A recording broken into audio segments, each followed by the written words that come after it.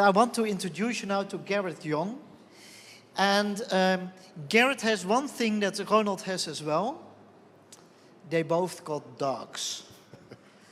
But Garrett is a lot more. He is a taxi driver for his children. He knows how to build houses.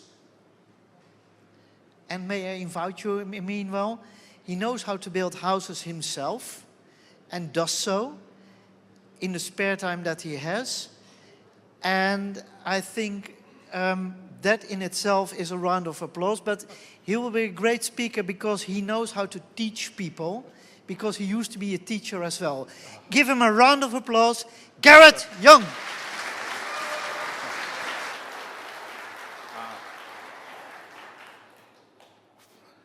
It's almost scary coming up on stage and seeing a room full of kind of 300 people eager to hear you speak.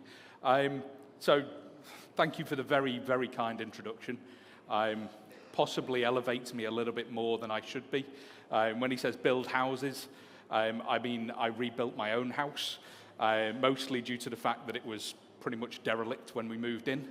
And the taxi driver bit is I've got 4 children, and they are very demanding. So we have sports clubs, and then we have like friends and all kinds of things, and I just run around after them. But that's probably the same as any parent that has had children over the years. So that's my personal life side of things, but then there's the work.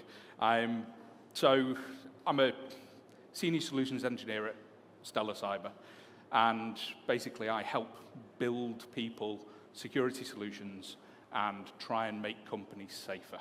That's literally all I do. I come in and I try and educate people. And like my talk today is about being stronger together. It's like really good to follow Ronald on this stuff, because essentially the cyber resilience message is something I've been banging on about for quite a while. I've been putting it on LinkedIn and things like that. It's gained a little bit of traction, but today I'd like to tell you a story about cyber resilience. And we're going to look at 2 different places. Okay, both UK related, because if you can't tell by my accent, I'm not from round here, okay? Which is also something that is said often about me in the UK as well, because I live on the Isle of Man. So they say, oh, you're not from round here. So I'm going to tell you about 2 places. One, you've probably heard of them, Marks and Spencer. All right, they're a relatively big shop in the UK, got hit by a cyber attack relatively recently. Should we say it was a small attack that's looking like it's going to cost them in excess of £350 million in lost revenue?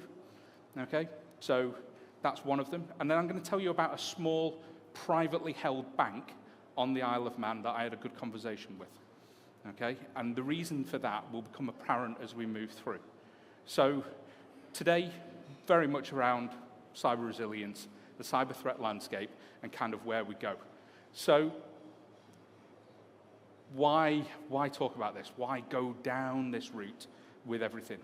And it comes back to a little bit of Ronald's presentation. So the thing is, when we've done surveys of different companies, companies have somewhere in the region of between 10 and 130 different cybersecurity tools in their tech stacks.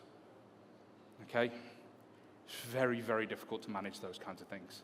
Like when you look at that, and you go, well, this team does this, and then Team X does this, and then we talk to the firewall guys who just want to block everything and never let you do anything. Or then there's the guys who put the EDRs on your computers and don't let you then use your pen drives. All of those things, how do we make this less complex? How do we make sure that the landscape that we're dealing with is actually unified? Okay, and I'm hoping that my PowerPoint will move along nicely. Okay, so the first thing is landscape. Like, what's going on? When we say, like, attackers use the same processes over and over again, they do, but they're becoming more sophisticated. We've seen the rise of AI attacks and things like that. Basically, people who can go onto any of the LLMs that are around, ask it to unpack a piece of malware for a lab session, and then get it to repackage it, and away you go, you've got a new piece of, or a new attack vector. Like, they're becoming more frequent. Attacks are continuous. I worked with another company out in Turkey who were seeing somewhere in the region of 1,200 attempts a day to get into their system. Okay? And that's not even a big place. Okay? So They use automated ways of doing things. They use AI-driven malware. They use advanced social engineering attacks along the way. Because unfortunately, the weakest link in any of these chains are us. How many of you have dealt with an employee or a colleague or somebody who has clicked a dodgy link, who has downloaded a piece of malware, who's fallen crime to a phishing link? And if you work in, say, a private bank on the Isle of Man, how many of you have propped the door open with a fire extinguisher and let somebody walk in off the street? True story, I'm afraid. Okay? Those kinds of things. Oh gosh, this is going on YouTube as well, isn't it? Sorry, bank on the Isle of Man. Okay? So, the costs of these breaches is massive. Okay? When we look at how long it takes, 212 days to detect a major breach. Okay? That is somebody who's got into your system and stayed quiet, explored very gently, and not done anything. 212 days. That was the IBM security research that was done probably a year and a half ago. And the average cost, 4.45 million. It's probably going to go up this year after Marks and Spencer's. Okay? But it's going to be very big. Okay? Ransomware is probably your biggest challenge. Okay? 2023 was 67% increase in ransomware. Okay? So now that you're all terrified of everything that's going on in the world, what do we do about it? And this comes back to what Ronald was talking about. It's cyber resilience. And this is kind of where my story about the Isle of Man kind of kicks into this. So a friend of mine gave me a call and said, would you just come and have a look and have a conversation? So we didn't have any agenda, nothing around it, okay? And we had a look at what had happened. And we'd had a disgruntled employee that may well have stolen some passwords and taken somewhere in the region of £3 million, okay? That's obviously a significant risk. When you actually dissect what's going on, there was a problem there. And the biggest problem was the fact there was no real cybersecurity resilience with this. And it's not an optional strategy, it's very much a necessity to be resilient to attacks. When you look at all of the tools that they had in place, everything was around preventing an attack, whereas the resilience side of things is very much built on 4 key pillars that allow you to bounce back from that attack. Okay, the 4 pillars are there, they're on the screen in rather large writing, but it's anticipation, withstanding, recovering, and adaptation. Okay, they're your 4 pillars. Okay, and unfortunately, most organizations, let's be very real about this, but most organizations struggle with visibility gaps. Okay, we do have slow response times. And that's where things like SOAR tools, automation, AI comes into things, okay? And we also have a lack of integration, okay? How many people deal with Microsoft in the room? Let's have a show of hands. Be brave if you have Microsoft, okay? Some people definitely not willing to admit it, all right? That's understandable as well, don't worry.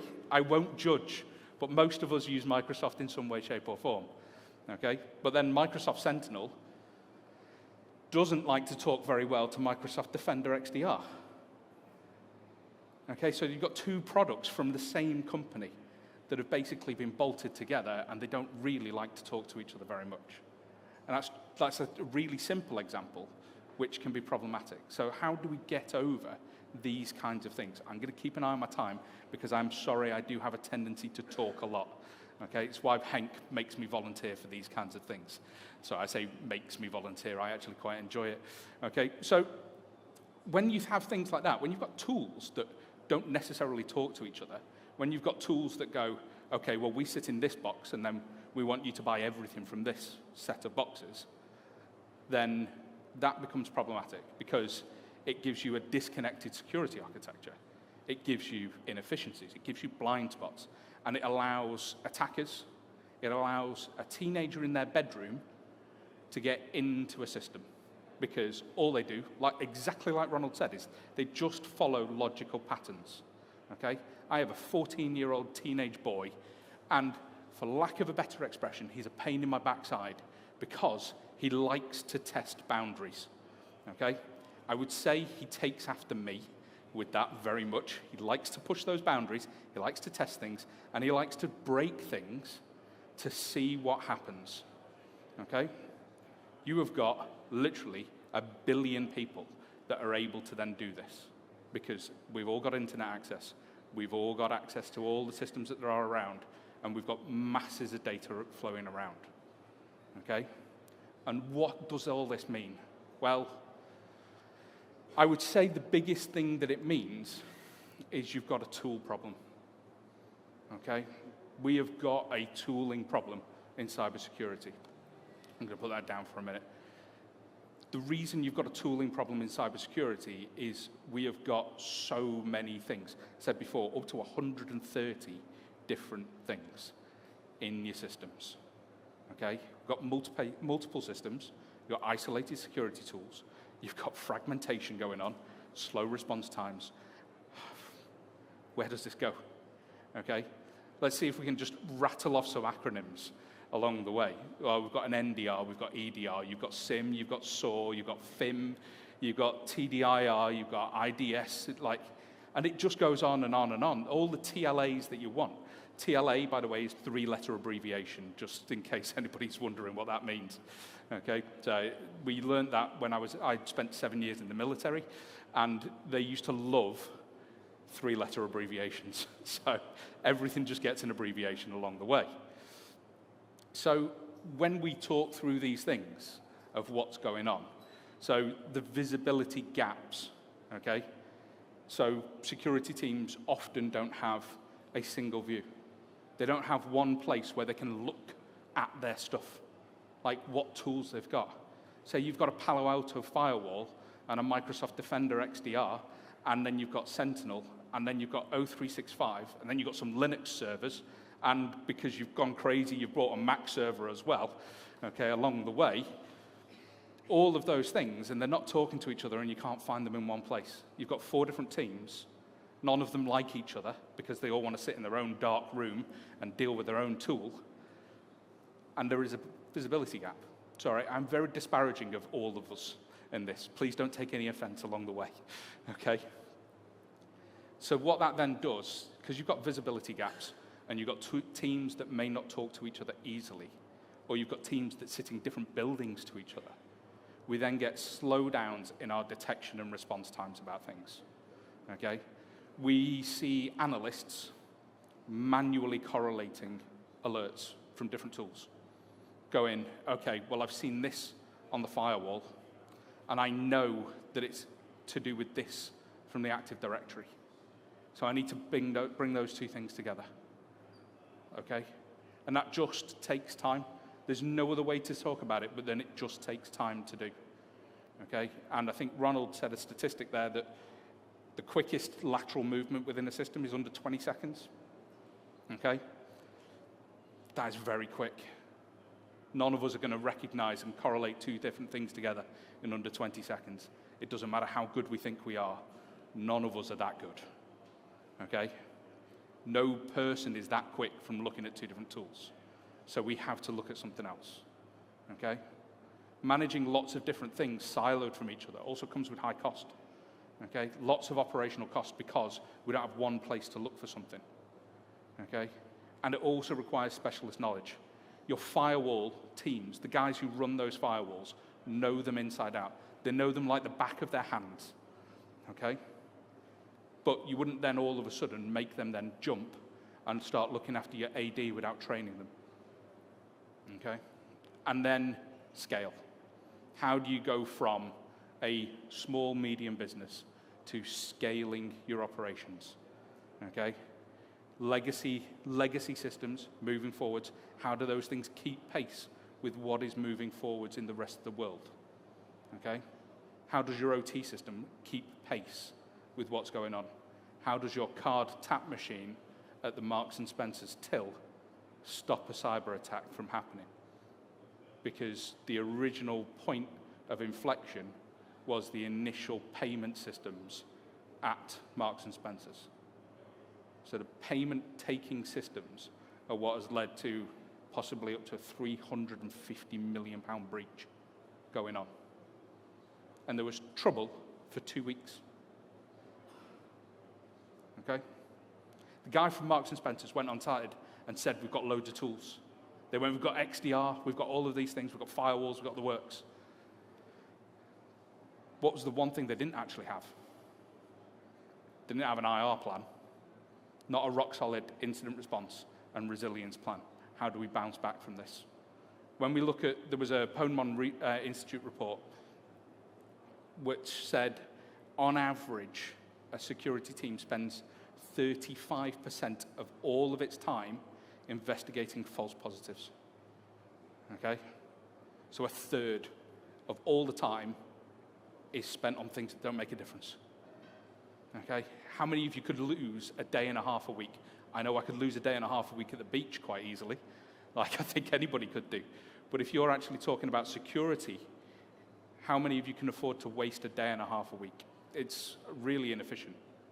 Okay? And that vulnerability, that kind of reactive approach, because we're not fully prepared, leads to problems along the way. Okay? Now we have to close security gaps. We have to move things along a little bit. And I will do a shameless plug, okay, because we work really well and closely with the guys at Access 42 because they use our XDR system to utilize a platform-driven approach. Okay?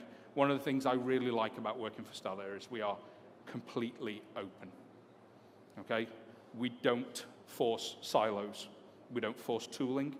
We go, here's how you bring everything together. Okay? And for us, it's about open XDR. So extended detection and response, we can look at those things. We can look at EDRs and everything along. It's a full-on shift left, a paradigm shift, if you will. But it's about unification of security signals. Okay? It doesn't matter which tools you've bought. We believe that you should be able to see all of them in one place. And we also believe that you should be able to talk to them as well. Okay? So it's not traditional SIM, SAW kind of solution. It is very much an automatic integration of your systems to one place. Okay? These kinds of things that there are available to us today offer something that traditional security tools don't. They offer the ability to reduce down your maintenance. They offer the ability to reduce down your manual writing of rules and allow you to centralize your security operations. Okay? When we talk about open XDR, we talk about the collection and correlation of data across lots of security points. Okay? We talk about using machine learning and artificial intelligence. They're interesting topics which we will go into as well a little bit because I've still got like 20 minutes with you, all right? I'll talk to you like almost like you're victims there. I'm sorry about that, okay? But when we talk about AI and we talk about generative AI and those kinds of things, it's like, how do we use those things for our benefit? And there's two different schools of thought with it. You've got AGI, so that's basically your generalized intelligence side of things, and then you've got the specialist tooling, okay? Artificial general intelligence is still a very long way off, but also not actually useful when we talk about these kinds of things, because you can train a machine to do one specific job very, very well, okay? But it would fail at a basic IQ test, if you like, okay? Look at the Boston Dynamics robots, all right? They can train them to do certain things extremely well. They can teach them to jump over boxes, or they can teach them to jump over bars or run, and those kinds of bits and pieces. But they can't teach them to, say, turn left very easily or turn right very easily, because it requires different tooling to do so. So you're moving through very, very specialist technologies along the way, okay? And that's kind of how the AI works in cybersecurity tooling, is you teach it to do specific jobs very well. And if you then do that, you'll hear a lot of agentic AI talks coming around at the moment. I think they have gone pretty much everywhere recently. those agentic AI models talk about doing one job particularly well within it. And what you'll see is a reduction in your false positive investigations. You see a increase in your ability to deal with alerts, and you basically see an incident response time improvement.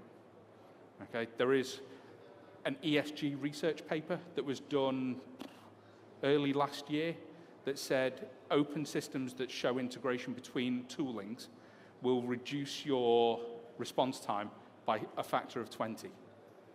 Okay, and that's because you don't need to spend 10 minutes investigating 5 alerts each.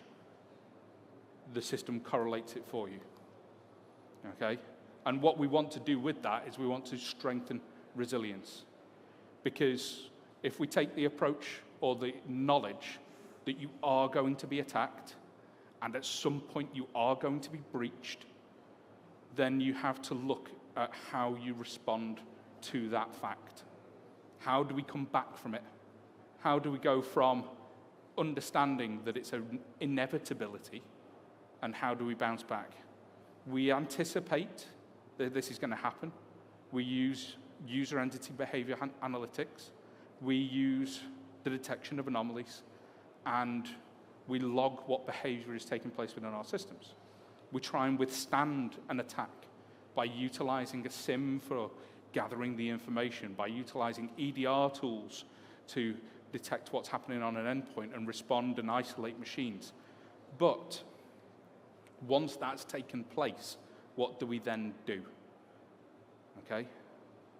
Well, we have to recover, and then we have to adapt what we're doing to make sure it doesn't happen again.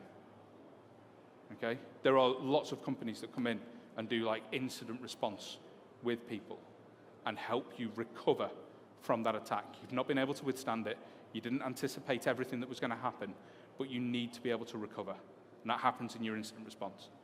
Then how do you adapt? Do you just go and buy more tools? Not necessarily. If you've got a visibility gap, do you have a network monitoring tool? Maybe not.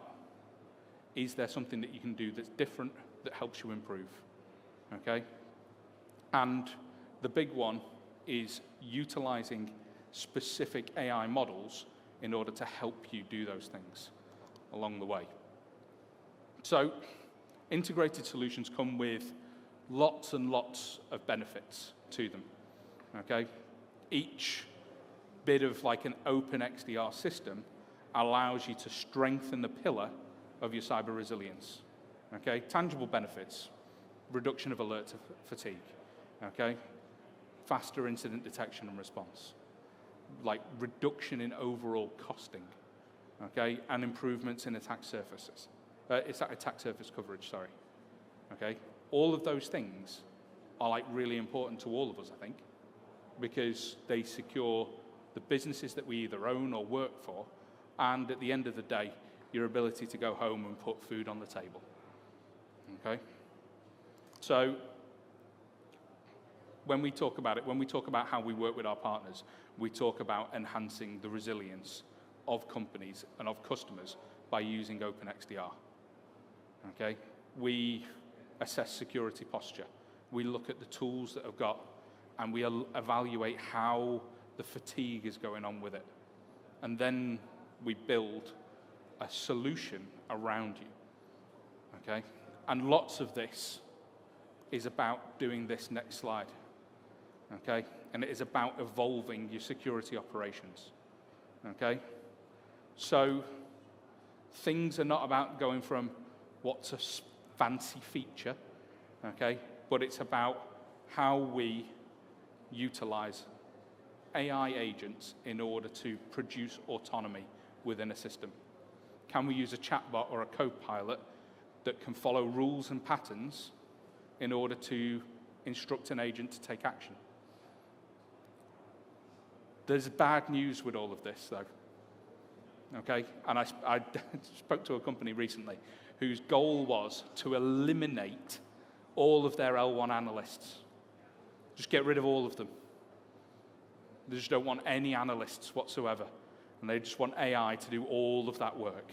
Well, there's bad news there. Because as good as all of these agentic AI things will be, sometimes you need a person to go, nope, don't do that because of this, okay?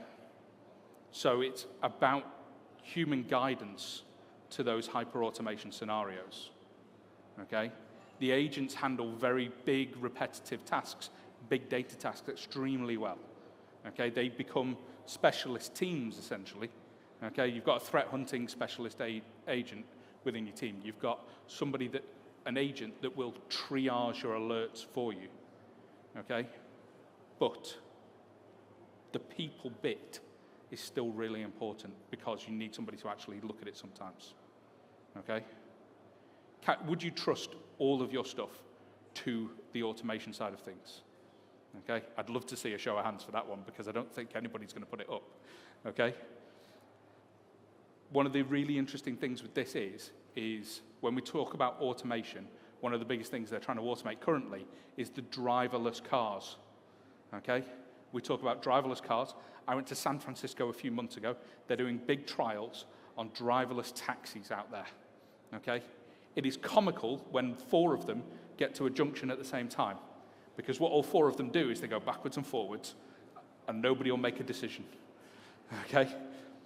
So there was a film on, or not a film, so to speak, but somebody filmed it, put it on YouTube, and it was 20 minutes of these 4 driverless cars just basically reversing and going forwards a little bit at a time at a junction in California. They also drive into sinkholes, because to them, the road is still there. They also run over small children, okay? Because the systems don't go, that's a school bus, maybe somebody's going to come out from behind it. They just keep going, okay? Teslas are the worst ones for that. Teslas are almost psychotic when it comes to running children down behind buses, okay? It's almost like they aim for them. I don't know why, but I just don't get it, all right? So that's where it is. When we talk about automation, you can't just remove the person from it because we're still needed to make a decision based on what our experiences actually tell us, okay? And these things that you see, these are all the different things that at Stellar we're trying to build these things. We're trying to build them to enhance human judgment, to amplify your abilities within a system.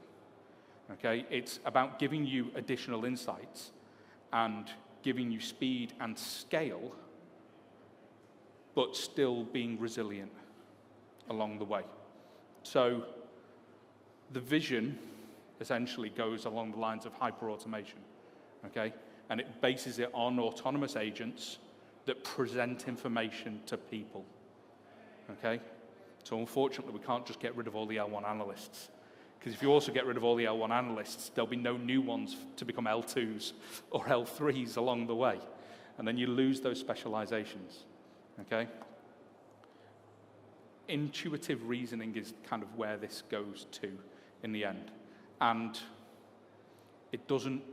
computers don't understand being people because they look at logic, okay? They're like my 14-year-old teenager who just goes, I want to break this.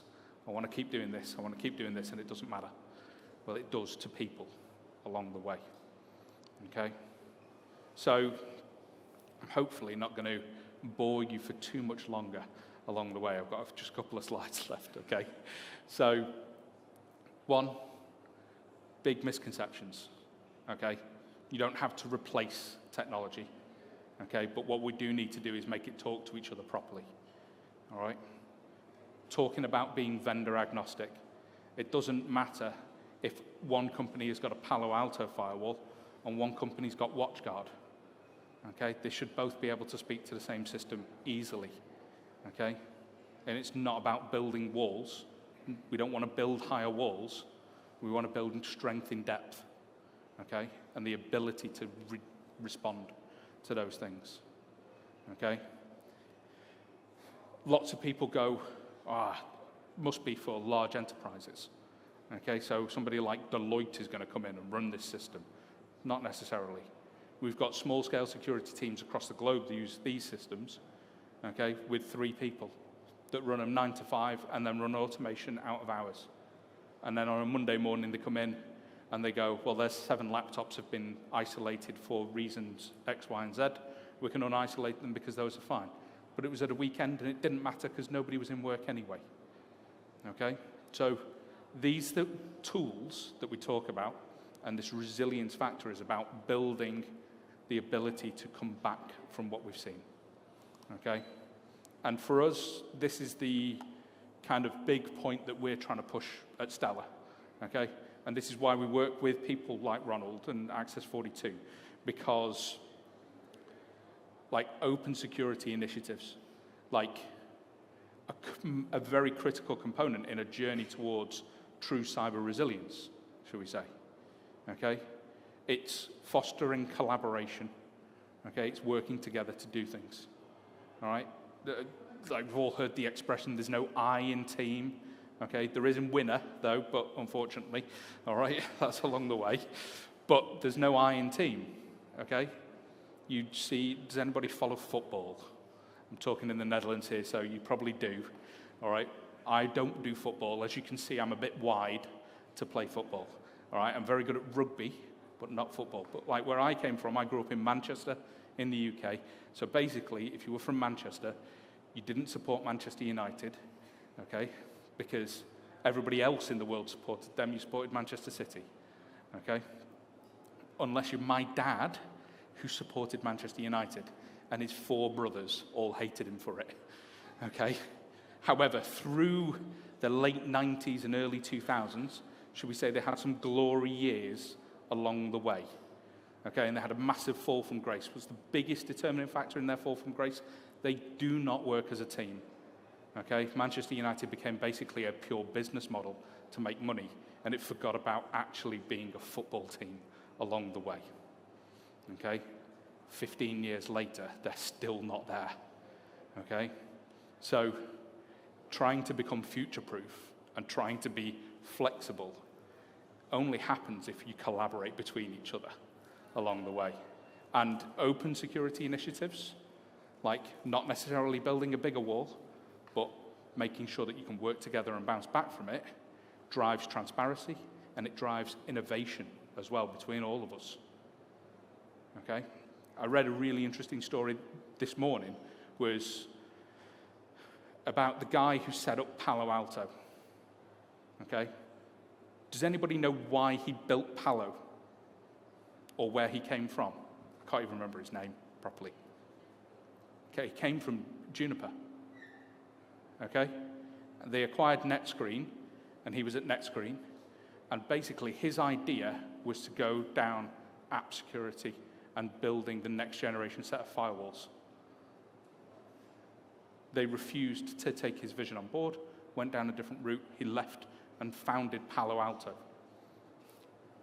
Pretty sure all of us know who Palo Alto are. They're quite a big company these days, but it was about the fact that they wouldn't adapt and innovate and build together. It was this is our silo, this is our product, this is what we do. And it just didn't work, okay? Because I think they're pretty much going under. And Palo definitely aren't, okay? So this is it from me. This is the last point. You can ask me lots of questions if you'd like, or you can come to the stand and pester Henk. I don't mind either way, okay? But kind of key points. Cyber resilience is more than just tools, okay? It's about collaboration and working together, all right? Open XDR, open systems, close security gaps because they allow you to have visibility, and they unify detection and response. That's the whole point of them, okay? Because at the end of the day, we would all like to just be that little bit safer and be able to recover from any attacks that we undergo, okay? And that's it. There's no big flourish or fireworks or anything, I'm sorry, but I will hand back over to our host. Thanks very much, everybody.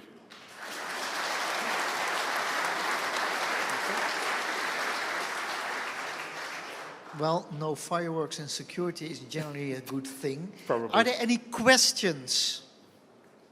Anybody? I thought I was getting away with it then.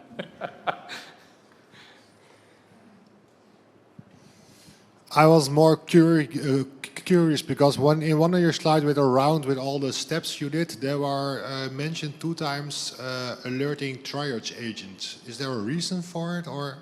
Just a mistake on my PowerPoint. Oh, okay. Sorry for It's exposing okay. your mistake. Sorry. Don't worry, it's fine. I hadn't noticed it when I made it, so there we go.